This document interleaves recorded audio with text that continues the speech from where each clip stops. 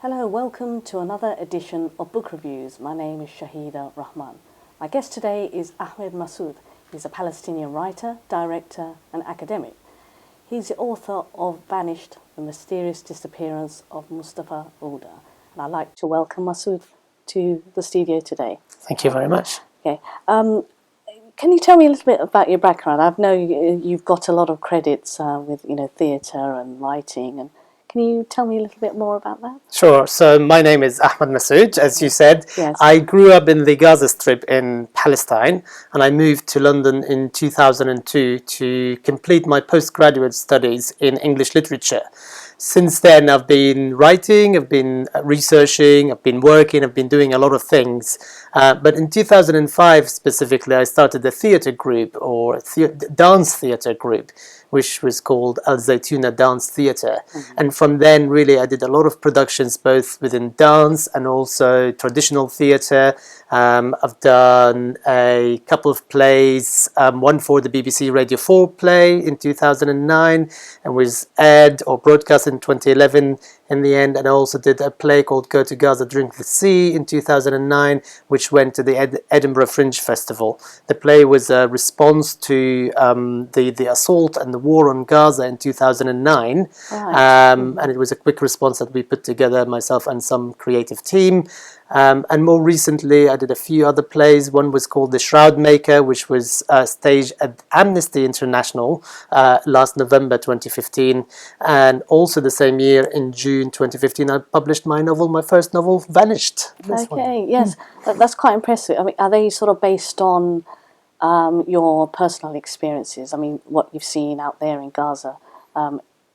Did that sort of prompt you to write stories based on your experiences? That's right, quite a lot of them are. They're stories and experiences that I lived myself, but also the latest ones have been about stories that I know through friends and family. All my family are still there. I have a huge family. I've got 3 brothers and 5 sisters. All of them are there, plus my parents, plus my many cousins. I see. So it's a huge family. And obviously, when Gaza is being attacked and bombarded, because it's such a small strip, it affects everybody, and everybody has a story to tell. So it's really my way of telling the story of my people and my country to the West. It's through theatre and writing. Yes, I mean, what kind of response have you had from your own people as well as an audience here? Well, it's been good. The only issue is that most of the stuff that I write or produce are in English, and they can't speak English, unfortunately. So there's a great photo of my parents holding the book like that and just shaking hands and really happy, and I put it on Twitter. But the problem is they don't know, they can't read. They don't even know what the story is. I mean, I've told them the plot and the story, but they can't really, they wouldn't read it because English is not their first language. Of course, and I noticed on your website you got a description saying rewriting the self. Can you elaborate on that? I found that quite intriguing, actually. Yes, it's about how we present ourselves as Palestinians. I think traditionally there has been a little bit of victimhood writing, which we are. We are victims of occupation and oppression and colonialism. However, I think there's also room for rewriting that sort of narrative a little bit to become a global position, the Palestinian issue and the Palestinian cause, if you like, more of a global issue and more of a global human story, because the stuff that we go through, they're not just specific to Palestinians, they're actually quite global. Any mother would go through the same pain if she loses her child. Any father would go through the same thing if they lose a child, and vice versa. So it's really my attempt is to kind of globalize the Palestinian cause, give it a human aspect, a human perspective that everybody relates to. Yes, and that leads me to your published debut novel. It's fictional, isn't it? That's right. Can you tell me a little bit more about the story? Yes, so it's called Vanished, the Mysterious Disappearance of Mustafa Ouda. Vanished is a fictional story set in Gaza between 1981 and 2011. It follows the story of a young boy called Omar, who at the age of 8 decides to look for his father, his missing father. So since he was 8 years old. Up to that age, his mother and his uncle and his neighbor all told him the same version of the events of how his father disappeared. But it never made sense to him why his father would disappear like that. Was he killed? Did he run away? Did he not want to have the responsibility? What happened to him exactly? And also the other thing that puzzled him was the fact that the version that he was told was completely identical, coming from his mother, his uncle, and his neighbor. So he decides to become a detective himself and to go on a journey to find his father. So that was his biggest mistake. And he enlists his best friend Ahmed to become his sidekick. And they both go on the journey. And things happen. And I don't want to say because I don't want to spoil. I don't want to give too much away at this stage. But I mean, would you say it's a kind of story that a typical Palestinian boy would probably go through? Is that how you sort of wrote that? Maybe a child who lost their father through different circumstances. Yes, some of the events that the boy goes through. So, for example, the boy needs information. Nobody is giving him information, so he knows that the only people who can give him information are the Israeli soldiers. So he goes to the Israeli military commander and asks to see him and asks for information about his father. And that turns out to be the biggest mistake of his life, because things unfold differently from there, and he can't go back after he walks into the military station in there. It's a story that is not typical to every Palestinian child, but is familiar to every Palestinian child in the way that we deal with occupation, in the way we face occupation on a daily basis, checkpoints, and being constantly followed and harassed by soldiers and military occupation is something that any Palestinian child is very familiar with. Yes, absolutely. And do you go back at all to see your family? Yes, when the border is open. Unfortunately, most of the time the border is not open, because as Palestinians from Gaza, we don't have an airport. We can only use the Rafah airport, which is with Egypt. So we have to cross into Egypt and then go to Cairo and fly from Cairo.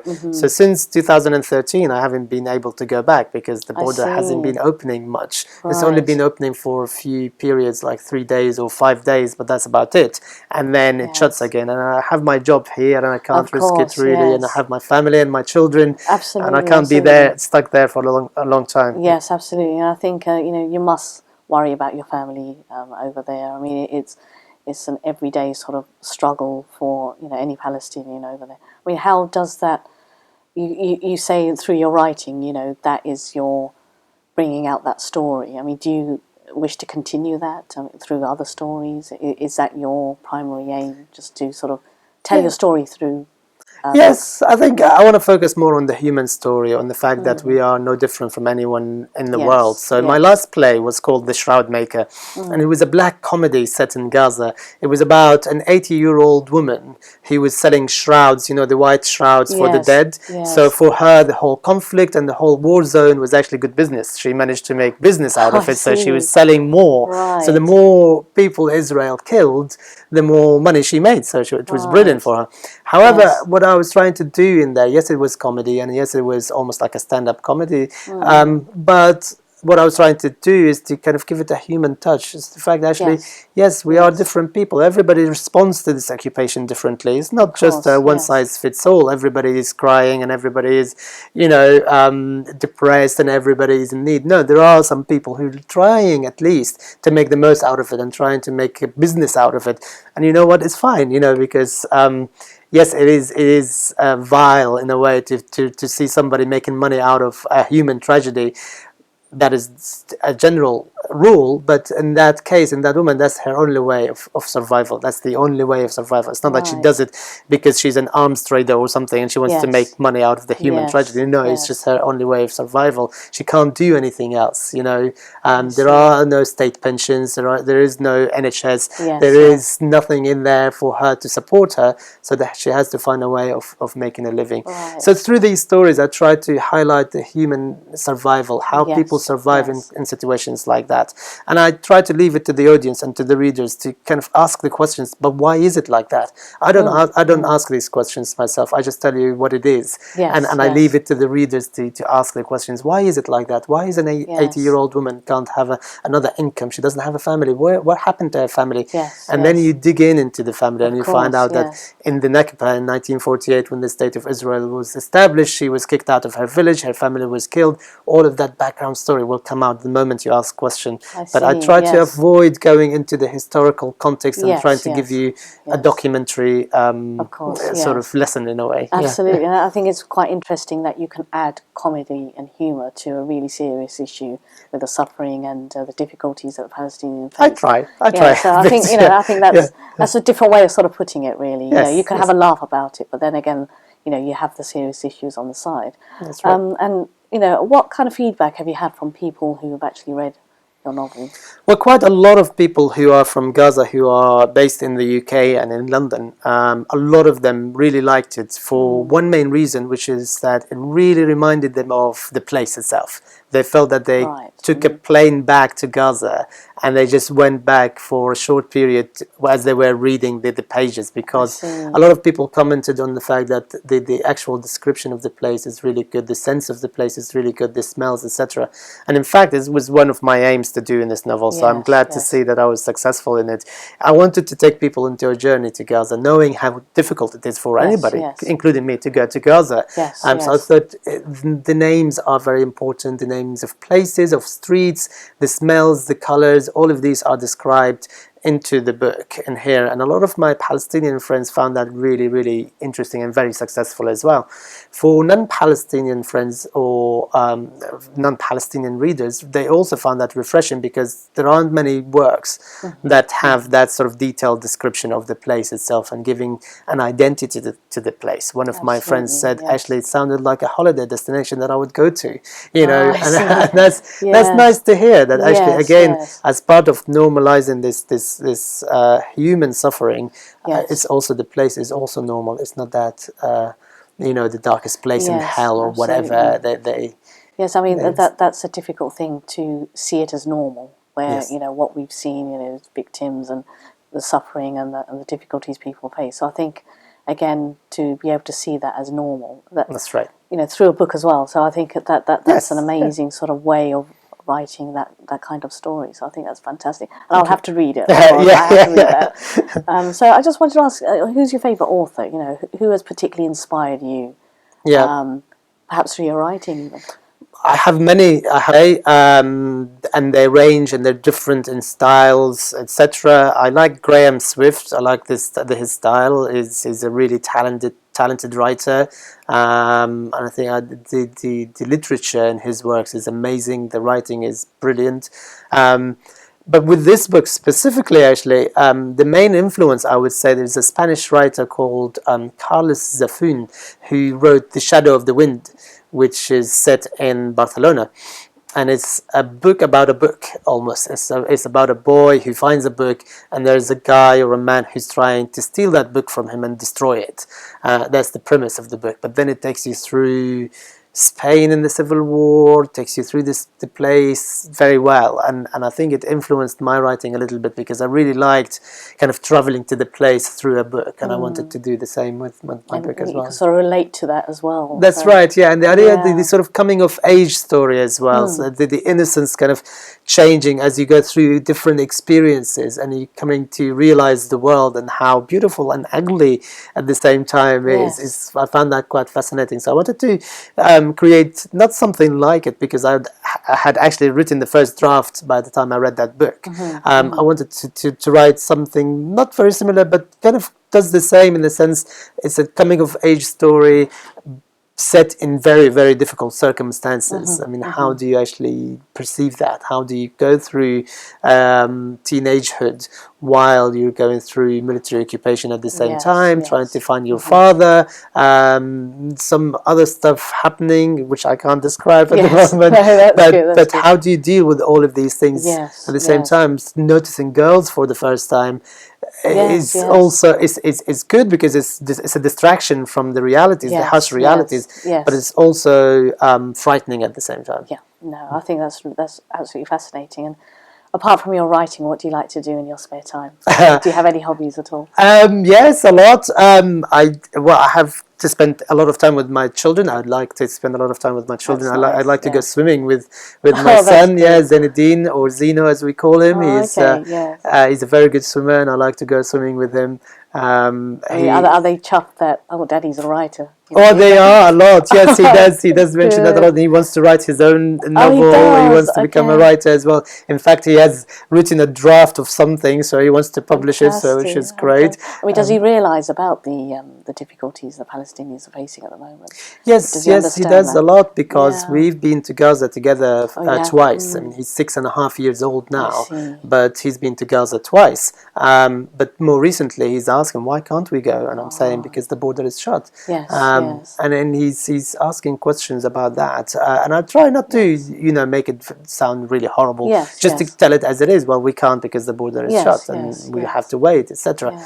But for him, it was great when he went, because again, it was that holiday destination. He's a little boy. He's spoiled by the big family. The weather was nice. It's by the beach, by the Mediterranean. course, The food yes. is lovely, So Yes. he had a blast in there, and he misses it a lot. He wants to yes. go, but unfortunately, it's very difficult at the moment. No, that's absolutely fascinating to hear. And do you have a top publishing tip for those authors out there who want to be able to become published authors? I mean, what would be your number one tip, would you say? I think don't write for publishing. I think just write, Yes, just yes. write, because these days you can publish, you can get your work out there without the help of publishers. Yes, yes. And I feel that in order to get published, you have to have something to work with to start with. You Yes, have to go yes. through the process.